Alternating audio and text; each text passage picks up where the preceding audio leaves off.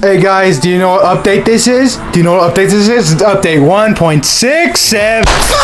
Holy shit! New race car, and the McLaren 720S. I mean, the Porsche Taycan. I mean, the Lincoln MKZ. I mean, the Xiaomi SU7.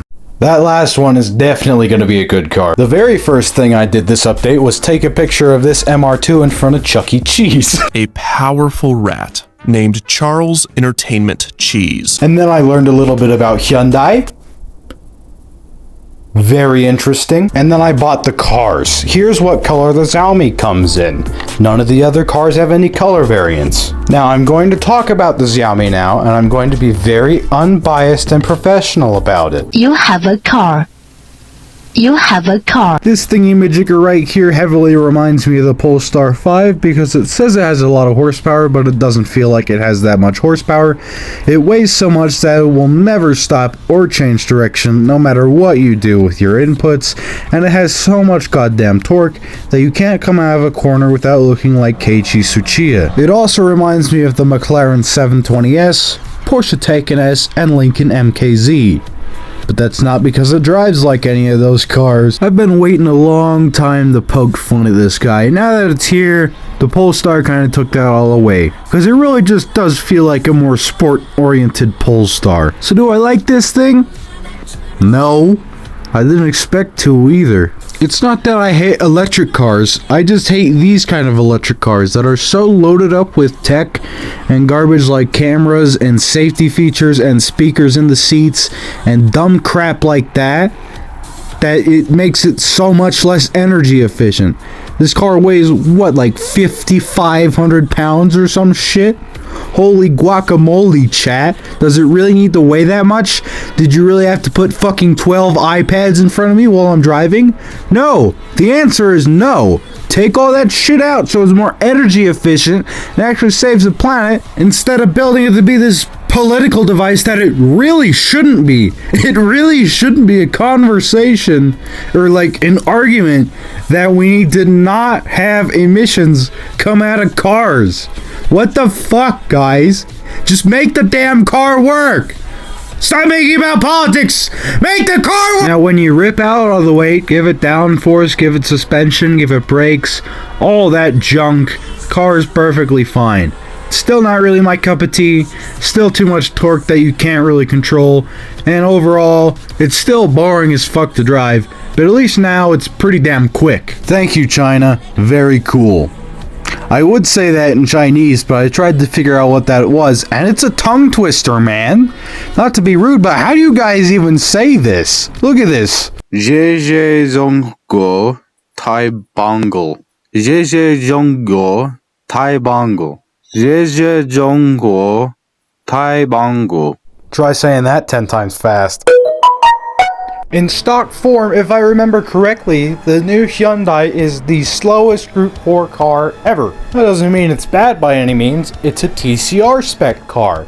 Most Group 4 cars are GT4 equivalents, and, well, GT4 is a faster class than TCR. Naturally, the Elantra N TCR is slower. If you put people on my level in the cars behind me in this clip, I'd probably end up pretty far behind. You know how when you're driving a front-wheel drive touring car and you come off the throttle or you mash on the brake, the front dives down and you get a lot more load on the front tires, the ass end steps out a little bit, it almost starts to slide pretty easy as soon as you get off the throttle. That doesn't really happen with the stock car in this game. To be fair, in real life and other sims, the Elantra probably does this the least just because it has such a long wheelbase, but it's not present at all in Gran Turismo. The car does seem pretty solid in BOP. This is mostly thanks to the fact that it keeps its weight and it only drops 18 horsepower. That means that the gearbox stays pretty appropriate for the car still. It doesn't bog down at any point in time because it has too long gearing or anything.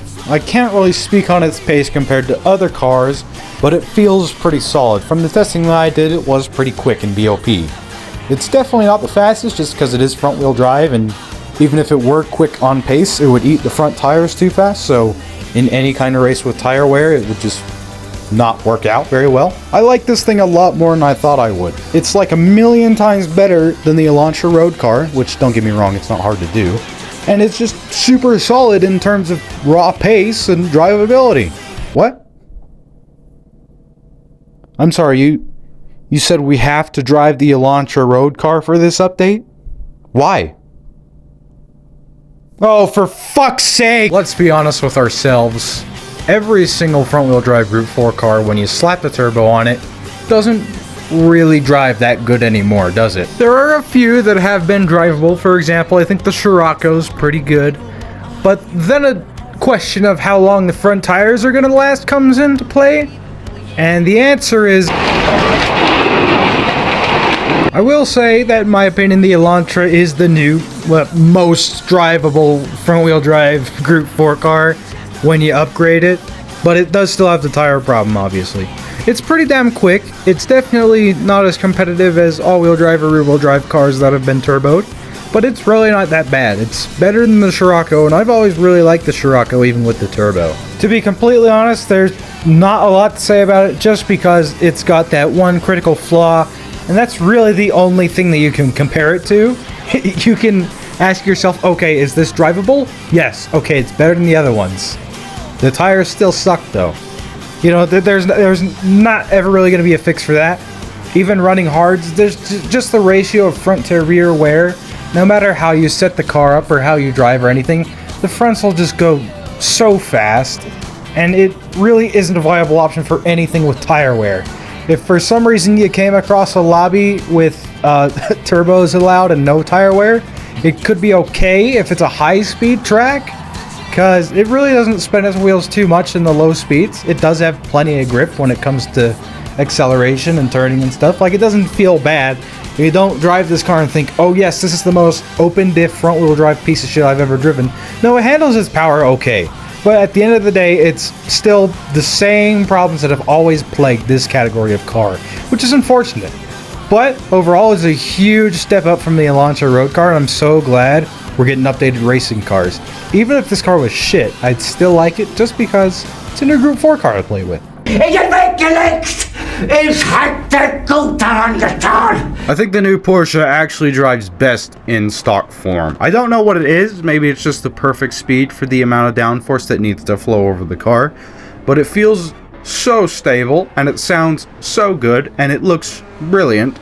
It's fantastic. The old Porsche GT3 car, the RSR, which was actually a GTE car, which is a little bit different from my understanding, was mid-engined, not rear-engined. However, this new GT3R, the proper GT3 car and a modern GT3 car that still races today, is properly rear-engined, like a 911 kinda should be. The rear-engine feel of this car is very exaggerated, but it feels very genuine. I'd compare it more to how the car feels in ACC. Obviously, like the force feedback and the tire model and some of the ways the suspension reacts to bumps and stuff is nowhere near as accurate to real life as ACC, but the overall like feel of the car and balance of the car feels very realistic and believable, as opposed to most Gran Turismo cars just feeling super neutral. It's an acquired taste, but once you figure it out, it's super rewarding, because these kind of rear-engine, rear-wheel drive cars, the reason it's so good in GT3 and the reason why there were so goddamn many at Daytona is because the initial turn-in at mid-corner is so good. And the torque curve, because it's a high revving naturally aspirated flat 6, is really low, and then it kicks up in the high RPM, so you can get back on the throttle really early in the corner, keep it flat, keep the torque building up, and then the second you get to kind of the end of the corner in the straight line, that's when you get all your torque. So this car is really easy to drive once you figure it out. Really, you just have to tell yourself that you can't brake super hard in anything other than a straight line, and you need to get on the power sooner. Otherwise, it's just kind of like figuring out trail braking and knowing where to coast. I'm very saddened to report that the super loud 6-gear straight cut whine is not present in Gran Turismo 7. I know, it's super sad. We all know from real life in ACC, the second you click into 6th gear, the fucking gearbox screams at you louder than anything you've ever heard before, but it's not in this game.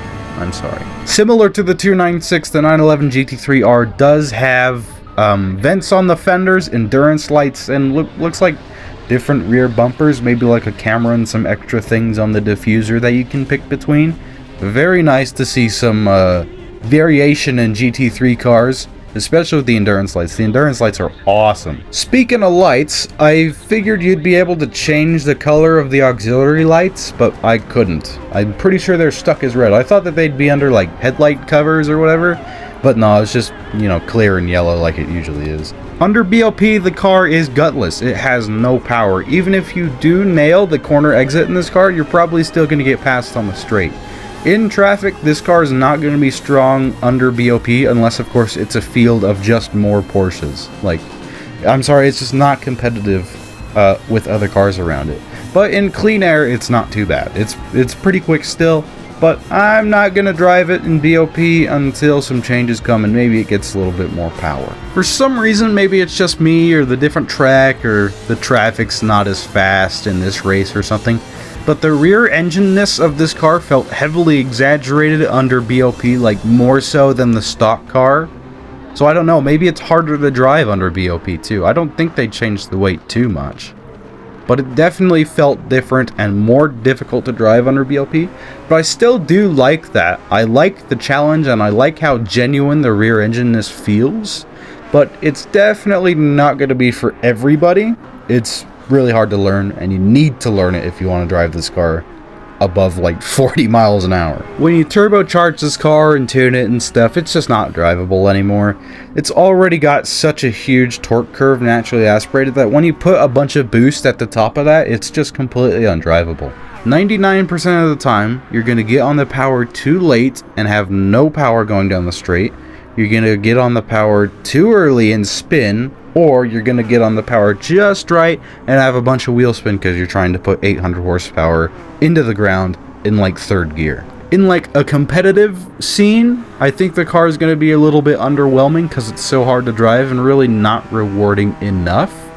But when it comes to the realism and the genuine feel of this car in terms of, you know, realism and simulating real life, it's super solid. I really like it. It's not my favorite to drive, but it is my favorite to kind of play with, if that makes sense. I don't think as many people are going to stick with this as they did the 296, but it's definitely one that you'll want to at least buy and try. It's pretty fun. I'm going to wait a little bit longer to see what the BOP changes are. Remember when I said I wished we got the Panda 4x4 rather than this silly front-wheel drive one? And the silly front-wheel drive one could barely handle 120 horsepower? Let's stick a flippin' Integra engine in there with crazy Type R power and a big old turbo and see what happens. Funnily enough, it didn't drive very good. It sounds nice, but it drives like absolute shit because there's something wrong with the front-wheel drive cars that Polyphony adds to the game that makes them drive awful. Seriously, find one front-wheel drive car that was added to the game post-release that drives good. I'll wait. I'll fucking wait. The Elantra Group 4 car? That doesn't count. That's cheating. No race cars, buddy. Find one. I fucking dare you. You can't. The only good handling front-wheel drive cars in this game are the ones that were added at release. The ones that came with the game at release. All of the ones that were added in updates drive awfully. And I don't know why. It's so unfair. Front-wheel drive cars are cool. They drive good. They don't suck, Polyphony. What the fuck? Oh, great. This fucker's up next. Okay, I'm gonna go fucking kill myself. I noticed that they fixed the dampers. Does the car drive good now?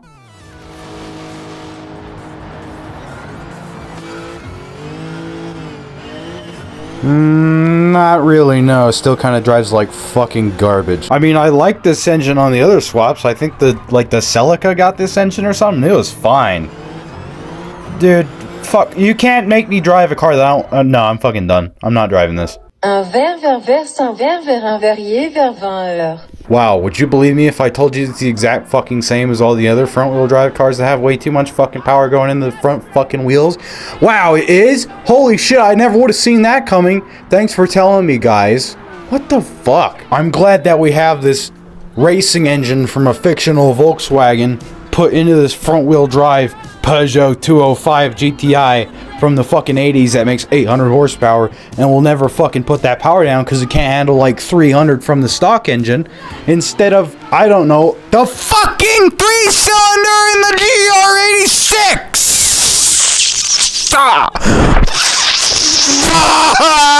I've just started this calypso. It is fucking minging.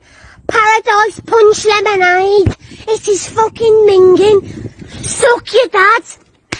It's minging. It's fucking minging. Ah, finally, a good engine swap. We've got ourselves a 7-liter V12 motor in the front of this TVR, and it makes over 900 horsepower when you turbocharge it, and it handles it surprisingly well. It's 800 pp flat pretty much when you upgrade it all the way, and it is also a racing engine, so the fuel consumption's good. It might actually not be too bad a shout for a World Touring Car 800 race. It's a fun car to drive. It's definitely wild, and you have to know how to tune your gearbox right, but otherwise it's alright. I think I'll be using this car for a few other events if I can remember. It's in my garage.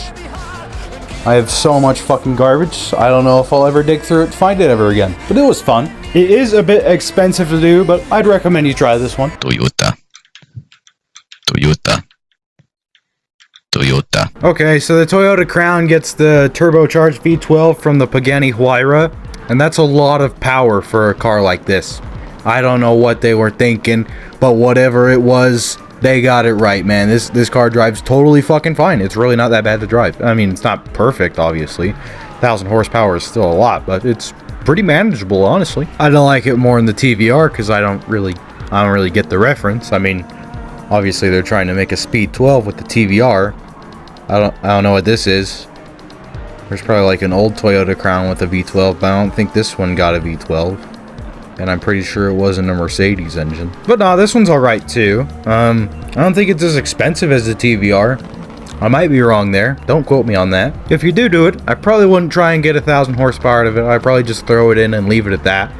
But I mean, you can do whatever you want. I'm not your dad. So, yeah, this one's alright. So, this update, pretty good. Yeah, it was good. It was a pretty good one.